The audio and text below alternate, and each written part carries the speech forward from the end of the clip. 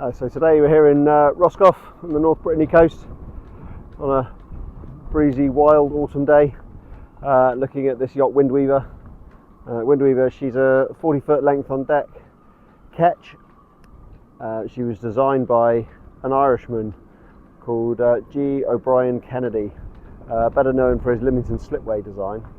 The build was commissioned in 1964 by a lady from Harold Kimber in North Devon, very well known for building all sorts of boats. So he built the hull in 1964, but the boat was never finished, and it wasn't until 1980 she'd been purchased by a hotel owner from Hampshire who had Tideway Marine in Salcombe down in South Devon finish out the hull, put her together, put the rig in and get her commissioned. So although she was laid down in 1964, she never actually sailed until the early 80s. She's a very tough boat, built very heavily, big scantlings, and certainly with the present owner has proved herself as a very powerful, capable and safe ocean cruising boat. Done a lot of miles around the North Atlantic, been caught in some very heavy weather, knocked down, but always looked after her crew, done very well, easy to handle with her split rig. So you see here, mizzen and main. She's got roller furling Genoa, she's got a baby stay and a removable inner forestay.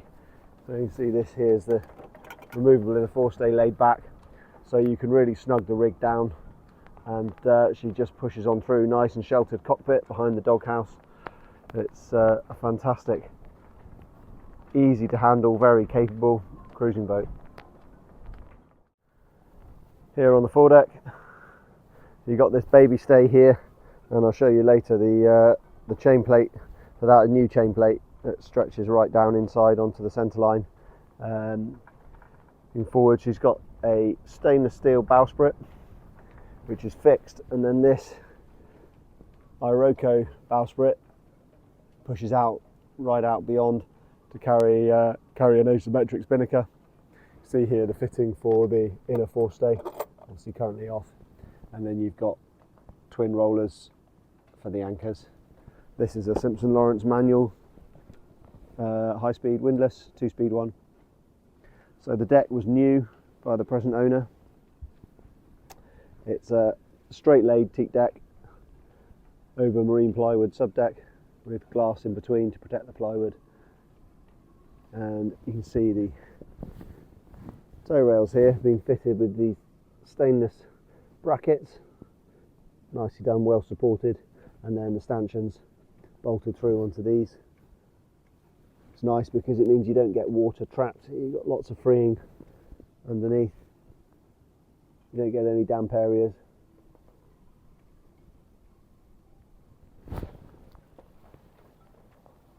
Looking aft here along the deck.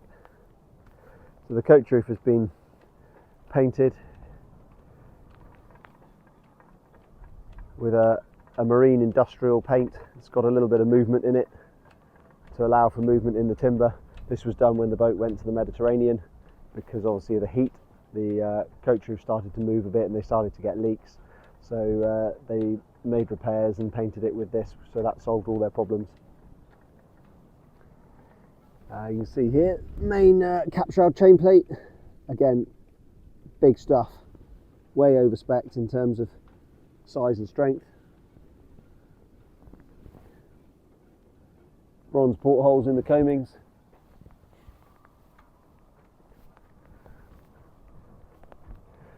She's got these big Harken tracks here for the Genoa sheets.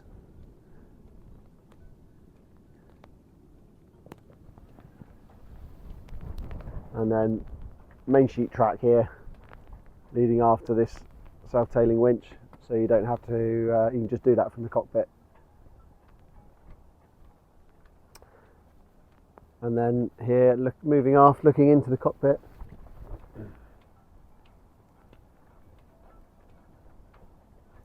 it's got this quite big aft deck, all bronze fair leads and teak barb bronze cleats. And on the counter She's got the hydrovane steering system, which has been very successful for the present owner.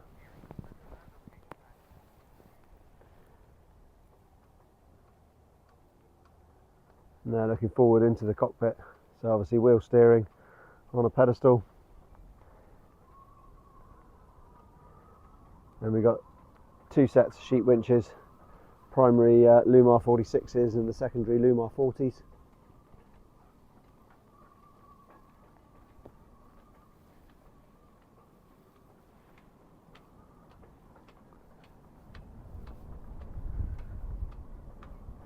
So you can see this cockpit, you do step right down into it, and because of the doghouse, it's quite nice and sheltered here. On passage, you know, she hasn't got a spray hood, but you don't really need it at all.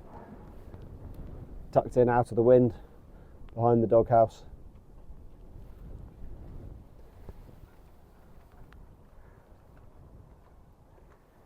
And then here's the companion steps going down below into the doghouse. Here down below on WINDWEAVER in the doghouse area, so on the port side you've got a chart desk. See, it's forward facing chart desk here, and B&G Vulcan plotter with log and sounder here. See, lifts up for storage. You've got this seat here, which is just a modern plastic fold away seat, can be lifted out, and under here on this port hand side is a quarter berth that stretches back in under the cockpit thwarts. EPIRB here and Garmin VHF radio, easily accessible from the cockpit. So the engine box is here. This is the Perkins 55 horsepower Perkins diesel. Quite easy to work on. Lid comes off, box comes out. You can access everything very easily. Galley here on the starboard side, so you've got a bit of a work surface area. Nelson 2-burner stove, and then a sink with hot and cold pressurised water. So we drop down here, starboard side, going forward into the saloon.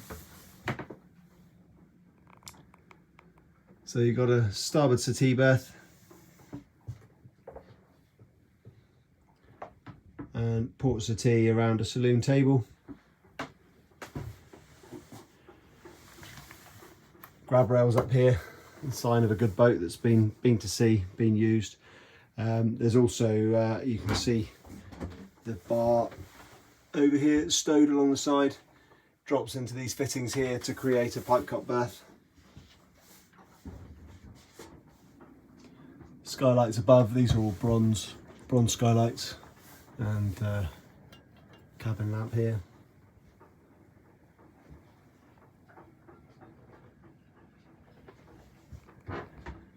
This is quite a good place to look under here, so you can see this is the new beam shelf that was fitted. So these are all new stainless fixings through the beam shelf. Iroko deck beams, and then here's the plywood subdeck, which is obviously sheathed externally and teak laid on top. And see here, this is a tie rod, and actually what they've done is they've used stainless steel bar for the tie rods, but just so that you don't have the stainless steel, they've put copper tube over the top of the stainless, sleeved it with a copper tube, so which is aesthetically just looks a lot nicer than the stainless bar. So it's a nice little touch there. And all these laminated, like big gauge laminated coach roof deck beams and grown oak knees. It's quite a substantial construction. Moving forward, port side heads. So it's just a little Jabsco manual sea toilet, but there's a black water tank as well, which can be pumped out on deck, and then a stainless sink, stainless hand basin with hot and cold water, and this tap pulls out as a shower, and you can see there's a sump in the bottom that's pumped out. And then moving forward, this is the forepeak cabin. So there's a double V berth here. You'll see keel step mast. And you can see this is the baby stay chain plate.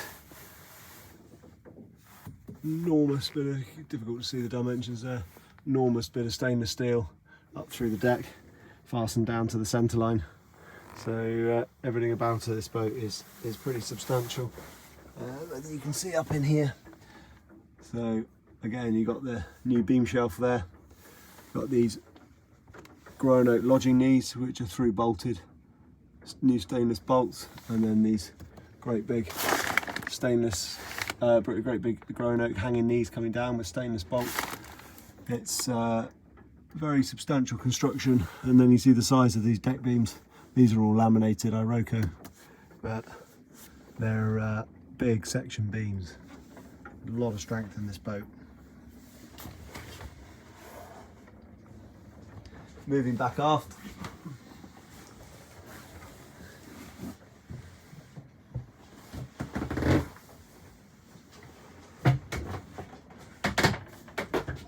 Yeah, looking back aft through the saloon.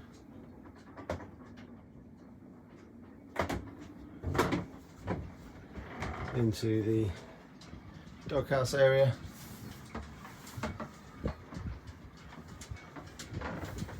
And back out on deck.